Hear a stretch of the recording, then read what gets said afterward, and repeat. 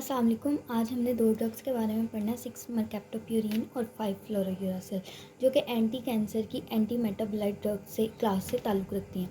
कल हमने मिथोट्रेक्सेट को डिस्कस कर लिया था डिटेल में, आज हम इन दोनों को देखेंगे। इन दोनों की खास बात ये है कि एक प्यूरिन का एनालॉग है और एक पायरिमिडीन का एनालॉग है, यानी आप इसको पैरेलल भी डिस्कस कर सकते हो। अभी हम सबसे पहले पढ़ेंगे 6 मरकैप्टोप्यूरिन, जो कि नाम से ही जाहिर है, एंड पे प्यूरिन आ रही है, मतलब प्यूरिन का एनालॉग है ये। अब किसी ने ट्रोजन हॉर्स देखे हैं? ये ग्रीक मिथोलॉजी में हम लोग यूज़ करते थे ट्रिक करने के लिए, कि एक लकड़ी का बड़ा सारा हॉर्स बना देते थे ताकि उसको देखकर उनके जो सोल्जर्स हैं उनको स्नीक किया जाए, उनको कैद कर लिया जाए। यानी समझ लो कि ये एज अ स्पाई के तौर पर काम करता है, कि इसने क्या करना है एज अ स्पाई, यानी दिखना वैसा ही है जैसी प्योरीन है, लेकिन क्या काम करना है, बीच में अपना काम कर देना है। ठीक है, स्पाई के तौर पर काम करना है कि प्योरीन की तरह दिखना है, लेकिन जहाँ पर प्योरीन की सिंथेसिस हो रही होगी ना, वहाँ जाकर उसको कोई इनहिबिशन कर देनी है। यानी दिखना वैसे ही है, लेकिन जाकर डीएनए की डिस्ट्रक्शन कर देनी है। यानी डीएनए को क्या कर देना है, इसने डिस्ट्रॉय कर देना है। समझ लो ये एक फेक स्पाई है, लेकिन ये क्या करता है, साथ साथ जो होता है ना फैक्ट्री वर्कर्स, अब हमारे फैक्ट्री वर्कर्स कौन है, लिवर है, लिवर को भी डिस्ट्रॉय करता है ये, और जो हमारी आर्मी फोर्स है यानी हमारा इम्यून सिस्टम है उस पर भी ये इफ़ेक्ट करता है। ये तो थी बात की बात, लेकिन अभी जो प्यूरिन है ना, प्यूरिन के तौर पर ये एक्ट कर रहा है। तो सबसे पहले हम इसकी क्वालिटीज़ देख लेते हैं कि ये क्या है। प्यूरिन का एनालॉग है, एनालॉग ऑफ प्यूरिन।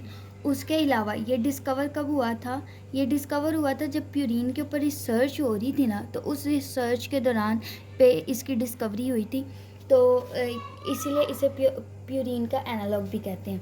दूसरी बात, इसके यूजेस क्या हैं। यूजेस इसके ये हैं, बस क्रॉन डिजीज़ में इफ़ेक्ट करता है, लिम्फोब्लास्टिक ल्यूकीमिया में,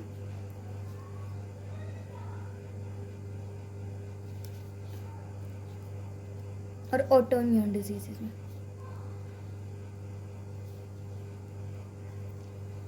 अब हम देख लेते हैं इसका मैकेनिज्म ऑफ एक्शन। अब हमने क्या कहा कि ये स्पाई के तौर पर काम करता है, यानी 6 मरकैप्टोप्यूरिन जो है ना, जैसे प्यूरिन काम कर रही है, इसने भी प्यूरिन की तरह काम करना है, लेकिन हमें फ़ायदा इसने क्या देना है कि इसने सेल को डिस्ट्रॉय कर देना है। प्यूरिन ने क्या करना है, प्यूरिन ने सेल सिंथेसिस को एनहांस करवाना है, क्योंकि purine and pyrimidines are the building blocks of DNA. तो इसने क्या करना है, इनको जाकर उनके बिल्डिंग ब्लॉक्स को ख़त्म करना है। हमारे पास जो उसके बिल्डिंग ब्लॉक्स होंगे ना, उसको जाकर डिस्ट्रॉय करना है। अब हमारे पास आ जाता है, सबसे पहले इसका हम मैकेनिज्म ऑफ एक्शन देखते हैं, एमओए देख लेते हैं। अब जो 6 मरकैप्टोप्यूरिन है, मरकैप्टोप्यूरिन स्पेलिंग करेक्ट कर लीजिएगा। ये क्या होती है, बॉडी के अंदर एंटर होती है, जहाँ पर ये एक्टिवेट होती है किसके ज़रिए, एक्टिवेटेड बाय हाइपोजेंथीन, गवानीन, फोस्फोराइबोसोल ट्रांसफेरेज। ये एक एंजाइम है, ठीक है। इसके ज़रिए ये क्या होती है, एक्टिवेट होती है, और जब ये एक्टिवेट हो जाती है तो किस में कन्वर्ट हो जाती है, ये एंजाइम ट्रांसफेरेज, यानी ये इसको 6 मरकैप्टोप्यूरिन को किस फॉर्म में ट्रांसफ़र कर देता है, थियोनोसिन मोनोफॉस्फेट में।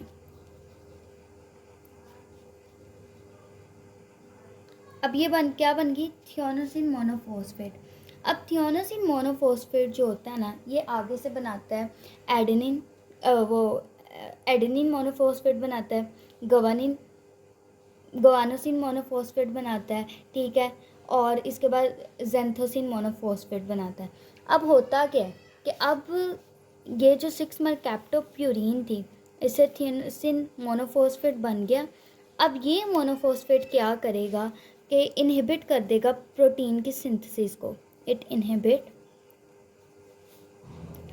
De novo purine synthesis. जब सिंथेसिस ब्लॉक हो जाएगी, यानी आपके पास प्यूरिन बन ही नहीं रही, तो आपका क्या होगा, डीएनए और आरएनए की प्रोडक्शन क्या होगी, कम हो जाएगी, डिक्रीज़ कर जाएगी, डिक्रीज़ प्रोडक्शन।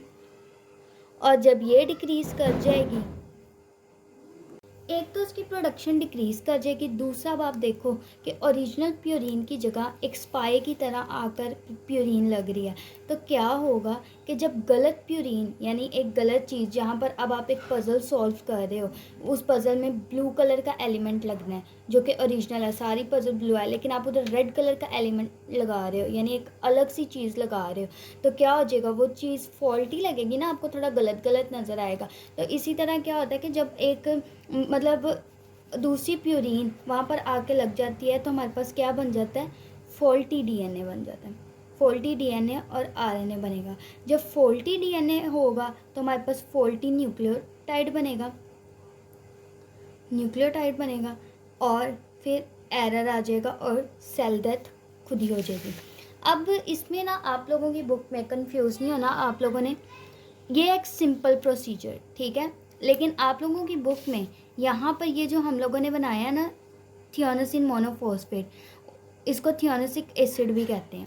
अब जो थियोनासिक एसिड है ना, मैंने बताया ना, इससे आगे बेसिस बनती है। कौन कौन सी बेसिस बनती हैं, गुआनोसिन मोनोफॉस्फेट, ठीक है, एडिनोसिन मोनोफॉस्फेट और जेंथोसिन मोनोफॉस्फेट। ये आगे आरएनए में जाके लग जाती है, क्योंकि आरएनए में थायमिन लगती है ना, या आरएनए में जाके लग जाती है और उसके बाद इनकी प्रोडक्शन होती है। तो बेसिकली जो हमारी ड्रग है ना बुक के अंदर, वो यहाँ पर एक्ट कर रही है।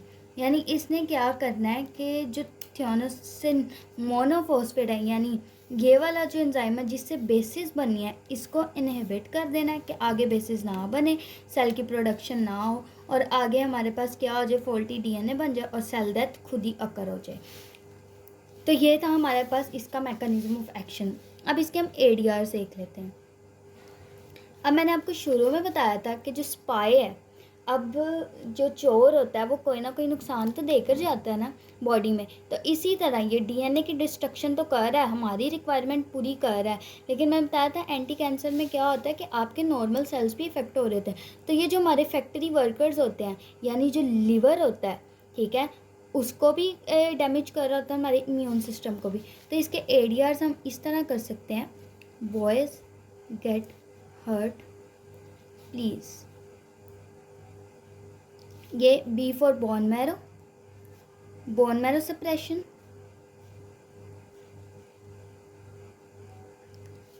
जी फॉर जीआई डिस्टर्बेंस,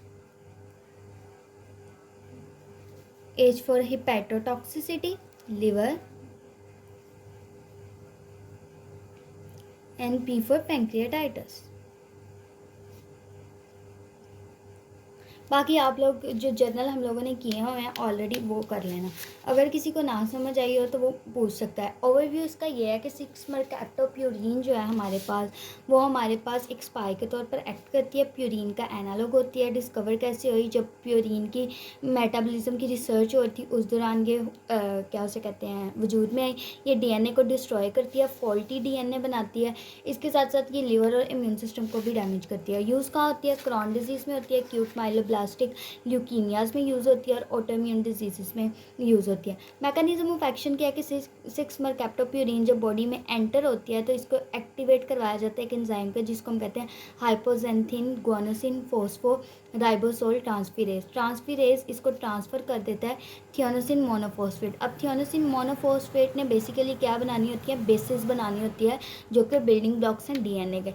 लेकिन ये इन बेसिस को बनाने के बजाय क्या करता है, ये वाली जो फॉर्म है ये इनहिबिट कर देता है प्यूरीन की सिंथेसिस को। प्यूरीन ही नहीं बनेगी तो क्या होगा, एक तो डीएनए और आरएनए की प्रोडक्शन कम हो जाएगी, दूसरा क्या होगा, हमारे पास फॉल्टी डीएनए यानी एक गलत किस्म की चीज़ आके लगती है तो वो फॉल्ट आ जाएगा उसमें। जब फॉल्ट आएगा तो फॉल्टी न्यूक्लियोटाइड बनेगा तो एरर आएगा और एरर से क्या हो जाएगा, सेल की डेथ हो जाएगी। एडीआर्स इसके क्या है, मेजरली ये बोन मैरो सप्रेशन करता है, जीआई डिस्टर्बेंस है, हेपेटोटॉक्सिसिटी और पैंक्रियाटाइटिस।